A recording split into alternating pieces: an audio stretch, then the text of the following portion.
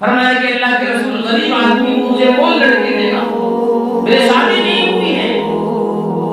اللہ کے رسول صلی اللہ علیہ وسلم نے فرمایا اس مجلس کے اندر وہب بن ثقفی رضی اللہ تعالیٰ عنہ کیا موجود ہیں؟ فرمایا نہیں۔ اللہ کے رسول کے بعد پر صحابہ کو کیا ایمان تھا میں آپ کو یہ بتانے چاہتا ہوں۔ فرمایا مجلس کے اندر نہیں ہے۔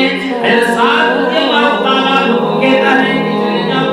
حضرت سعد رضی اللہ تعالیٰ عنہ کو اللہ کے رسول حکم دیتے ہیں کہ وہب بن ثقفی کے پاس جاؤ اور کہنا کہ اللہ کے رسول نے بھیجا ہے، اللہ کے رسول نے بھیجا ہے اور تمہاری بیٹی سے میرے نکاح کر دو۔ اس دور میں وہب بن ثقفی بہت مالدار تھے اور اس کی بیٹی بہت خوبصورت تھی، اس کی بیٹی بہت خوبصورت تھی۔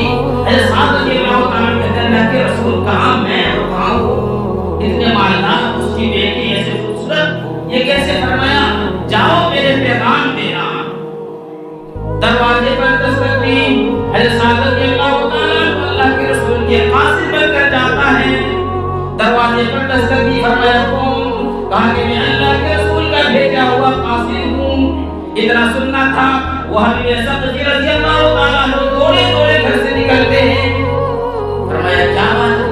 فرمایا کہ اللہ کے رسول نے مجھے بھیجا ہے، اللہ کے رسول نے مجھے بھیجا ہے اور تمہارے بیٹی سے میری نکاح کر۔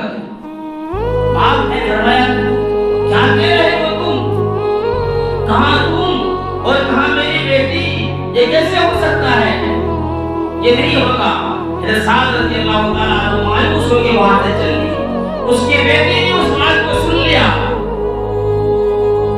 فرمانے لگے ابو آپ میرے لیے پریشان ہو رہے ہو نا کہ میں کیسے زندگی گزاروں، یہ اللہ کے رسول کی تجوید ہے اور اگر اللہ کے رسول کے بات کو ٹھکرا دو گے ہلاک ہو جاؤ گے، برباد ہو جاؤ گے۔ کہیں ایسا نہ ہو کہ اللہ کا عذاب ہمارے اوپر آ جائے، جلدی جاؤ میں تیار ہوں۔ حضرت سعد رضی اللہ تعالیٰ عنہ سے شادی کرنے کے لیے، نکاح کرنے کے لیے اتنے میں سعد رضی اللہ تعالیٰ عنہ اللہ کے رسول کے پاس پہنچتا ہے۔ فرمایا سعد کیا ہوا؟ فرمایا کہ اللہ کے رسول بات نہیں بنی۔ فرمایا نہیں بات نہیں بنی، میرے بات کو ٹھکرا دیا۔ اتنے میں حضرت وہب بن ثقفی رضی اللہ تعالیٰ عنہ تشریف آتے ہیں۔ اللہ کے رسول نے کہا کہ کیا آپ نے میری بات کو بھی مانا، ٹھکرا دیا؟ فرمایا نہیں اللہ کے رسول ایسی کوئی بات نہیں ہے، تیار ہے، میں بھی تیار ہوں، میرے بچے بھی تیار ہیں، آپ نکاح پڑھائیں۔ مختصر انداز یہ کرنا چاہتا ہوں کہ اس سے اللہ کے رسول نے اس کو نکاح پڑھا دیا اور 400 درہم نکاح مقرر کر دی۔ اب اللہ کے رسول نے فرمایا جاؤ ساتھ اپنے بیوی کو لے آؤ، مہر ادا کرو اور لے آؤ۔ فرمایا کہ اللہ کے رسول میں تو پہلے کہا تھا میں غریب آدمی ہوں، میرے پاس مہر کا پیسہ کہاں ہے؟ اللہ کے رسول نے 3 صحابہ کو نام دیا، حضرت علی رضی اللہ تعالیٰ عنہ کے پاس جاؤ، حضرت الرحمن رضی اللہ تعالیٰ عنہ کے پاس جاؤ اور حضرت ثابت بن قیس رضی اللہ تعالیٰ عنہ کے پاس جاؤ اور ان سب سے کہنا کہ 3 درہم مجھے قرضہ دے اور یہ قرضہ کا جو پیسہ ہے تو اللہ کے رسول ادا کریں۔ ان کے پاس کیا اور فرمایا کہ میرے نکاح ہو گیا، کہا کہ میرے نکاح ہو گیا۔ حضرت سعد رضی اللہ تعالیٰ عنہ کہتے ہیں علی سے میرے نکاح ہو گیا، تو رحمان سے کہتے ہیں میرے نکاح ہو گیا اور اللہ کے رسول نے یہ پیسے مانگا ہے مجھے قرضہ دینے کے لیے اور یہ قرضہ جو اللہ کے رسول آپ کو ادا کرے۔ انہوں نے خوشی خوشی سے جتنا اللہ کے رسول نے کہا تھا اس سے زیادہ دیا۔ اب غور کرو میرے نوجوانوں یہاں سے، اب اس کے دل کے اندر کیا امنگ ہوگی؟ حضرت سعد رضی اللہ تعالیٰ عنہ بالکل کالے لیکن اس کی بیوی چاند جیسی خوبصورت سے نکاح ہوا ہے۔ اب جب پیسہ مل گیا، مہر سے زیادہ پیسہ مل گیا، حضرت سعد رضی اللہ تعالیٰ عنہ بازار جاتے ہیں دل کے اندر ایک ارمان لیے ہوئے کہ کچھ گرے پیسے مہر کا پیسہ الگ کر دیا، کچھ برتن لوں گا، کچھ یہ سامان لوں گا، اپنی بیوی کے لیے کچھ گفٹ دوں گا، یہ سوچ کر گئے میرے نوجوانوں۔ لیکن جب سامان خریدنے لگے حضرت سعد رضی اللہ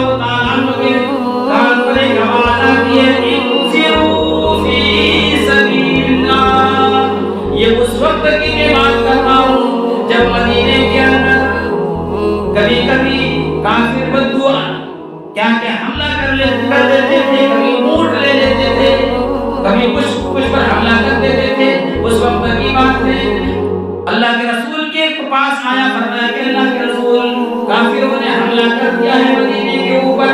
اللہ کے رسول نے فرمایا کہ جلدی چلو نکلو. اس وقت کوئی چیز نہیں تھا, یہی اعلان کرتے تھے انفروا, اللہ کے راستے میں نکلو, اللہ کے راستے میں نکلو. حضرت سعد رضی اللہ تعالیٰ عنہ بازار میں ہیں, اپنے شادی کے سامان خرید رہے ہیں, لیکن اس کے کان پر آواز آتی ہے انفروا فی سبیل اللہ. اپنے پاؤں کو جما لیتا ہے کہ کیا آواز آتی ہے. انہوں نے سنا کہ اللہ اور اس کے رسول نے آواز دیا ہے.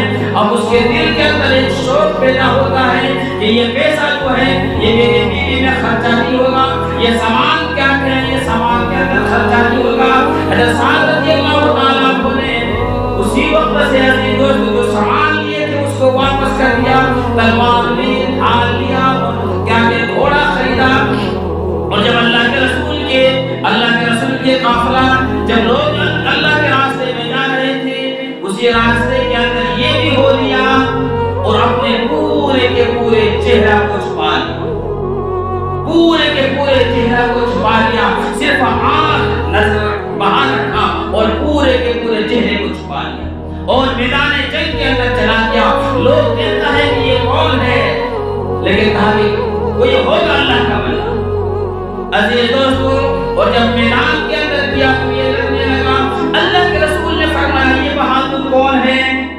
کسی صحابہ کو اللہ کے رسول کو یہ بھی گمان نہیں تھا کہ یہ سعد ہوگا, لیکن عزیز دوستو جب لڑتے رہے کسی کافر نے اس کے گھوڑے کے کان میں تلوار ماری, یہ لڑکھا کر زمین میں گرتا ہے.